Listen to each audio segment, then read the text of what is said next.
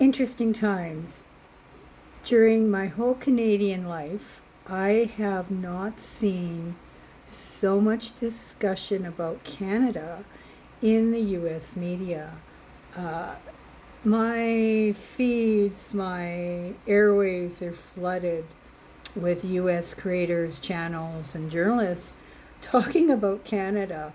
And it's quite remarkable because they didn't even know who we were before that, I don't think. But anyway, it's funny because today I see the conversations kind of steering towards, will Canada win this trade war?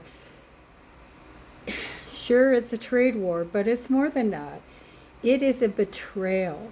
That is how Canadians feel. This feels like the ultimate betrayal. Like betrayal when your absolute lifelong best friend sleeps with the love of your life. This is the ultimate betrayal if the love of your life murders your best friend. Um, it's that. But the other thing, a lot of people, maybe not for sure, not people in the U.S. and worldwide, may not understand is how petty Canadians are. We do not forget. We will hold a grudge through generations on the smallest of things. I saw a thread today where somebody said that their dad held a grudge over a corner store for 30 years because of the way they sold him a pen. So that is pretty indicative of how petty we can be. So whether or not our governments sign a deal or whatever, come together in a kumbaya moment, and things end up being glorious on the trade front or whatever, we ain't buying shit from the US, most of us. And it's not going back because it feels like a betrayal. Now, this is not trashing my US friends because I love them to pieces and I want to, you know, I, I just want to bring them into my world every day. But this is overall general.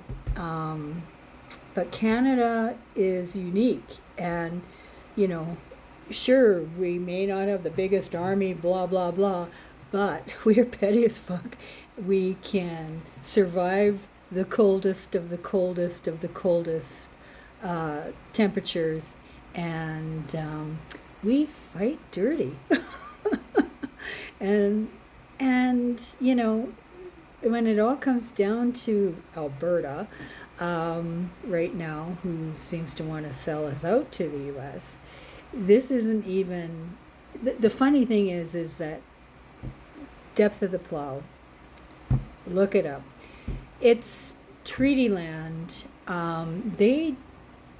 Alberta may get royalties from oil and gas, but they don't own oil and gas. So the oil companies, get the most revenue.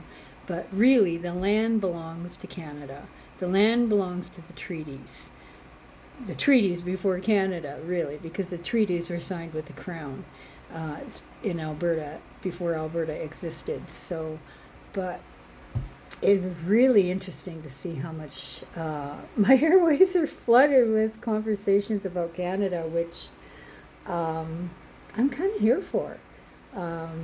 I mean, I love the pettiness that even some of the U.S.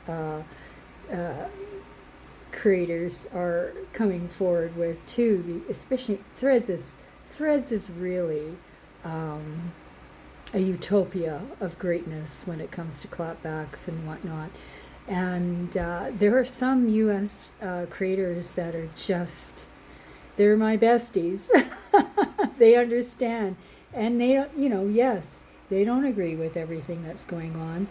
And, we have opinions about what might be done, but nobody can save the U.S., but the U.S., and nobody can save Alberta but us in Alberta, which we are working hard to try and do.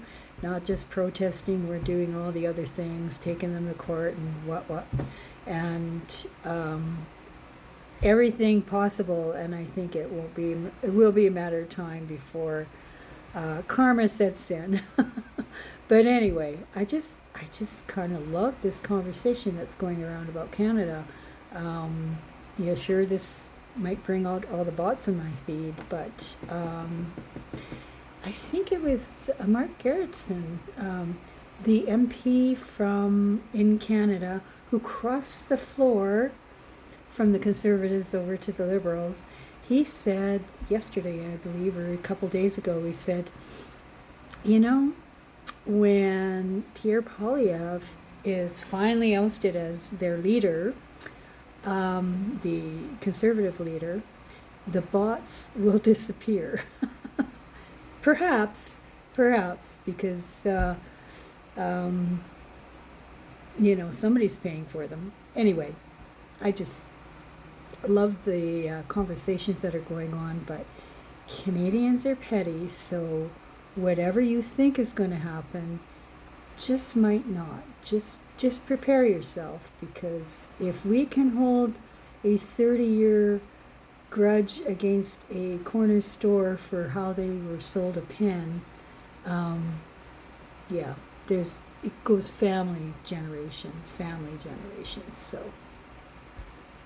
just putting that out there.